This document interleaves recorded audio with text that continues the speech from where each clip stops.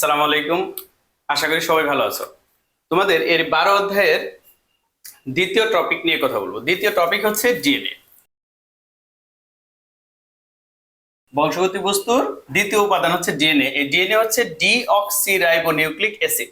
তুমি ইংরেজিতে লিখে দিলেও চলবে, যদি বলো যে তোমরা মেসেজ লেখো বা ইংলিশ টু ইংলিশ সেভাবে লিখলেও চলবে। Deoxyribonucleic acid. আচ্ছা, এই ডিএনএটা এখানে একটা ডিএনএ এর ছবি আঁকাই, ঠিক আছে? তোমরা এর চেয়েও সুন্দর ছবি আঁকাবে।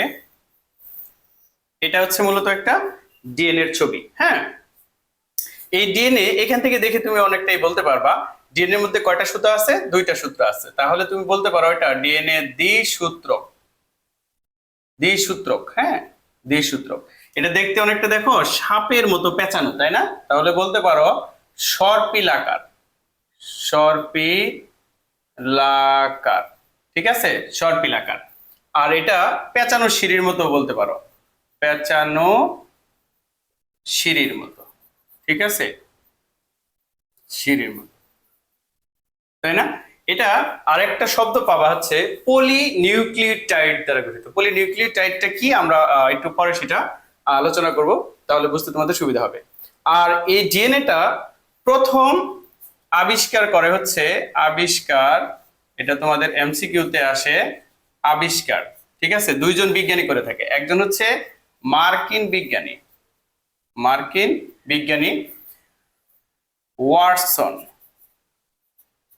ওয়াটসন।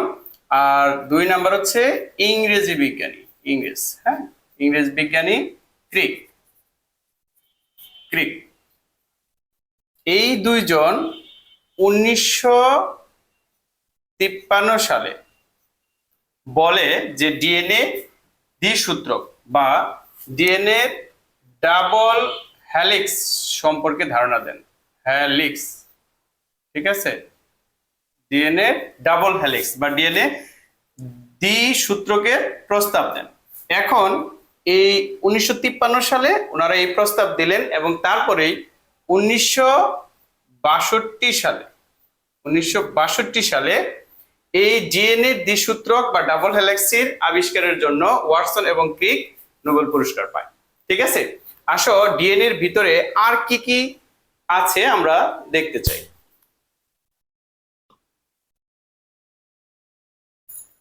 মূলত এই ডিএনএ এর মধ্যে আরো তিনটা উপাদান আছে।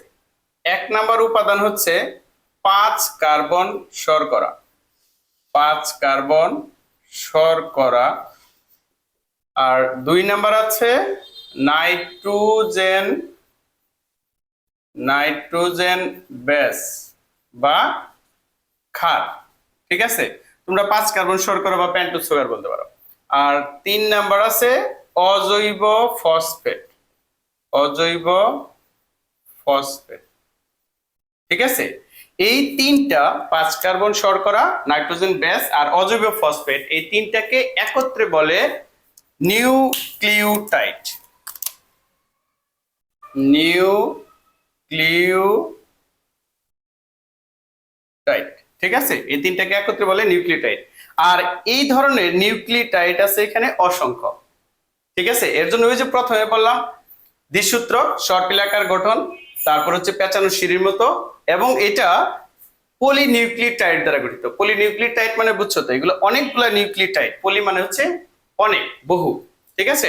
আচ্ছা, এই 5 কার্বনের ক্ষেত্রে এটার গঠনটা তোমাদের পরীক্ষায় দিতে হবে না, বাট তোমরা এটা দেখে রাখতে পারো যে 5 কার্বনটা কিভাবে হয়, ঠিক আছে। এই 5 কার্বন উপরে আছে হচ্ছে তোমার অক্সিজেন, ঠিক আছে, এই কার্বনের সাথে যুক্ত হয়। প্রথমে এটা হচ্ছে 1 number carbon, 2 number, 3 number carbon, 4 number. আর এই 5 নাম্বার কার্বনটা হচ্ছে এখানে এইভাবে যুক্ত থাকে, ঠিক আছে। আর এগুলোর মধ্যে হাইড্রোজেন এবং হাইড্রোক্সাইড বন্ড থাকে, OH।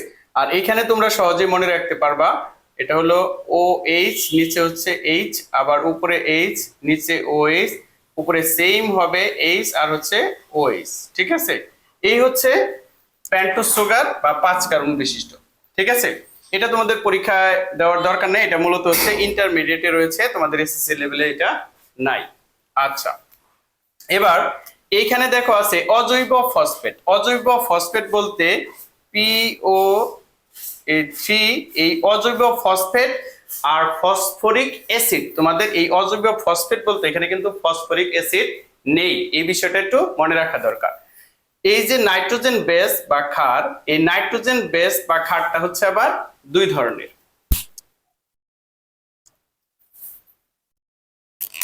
নাইট্রোজেন বেস, এই নাইট্রোজেন বেস বা ক্ষারটা হচ্ছে দুই ধরনের, একটা হলো পিউরিন, পিউরিন, আর এটা হচ্ছে পাইরিমিডিন, পাইরিমিডিন।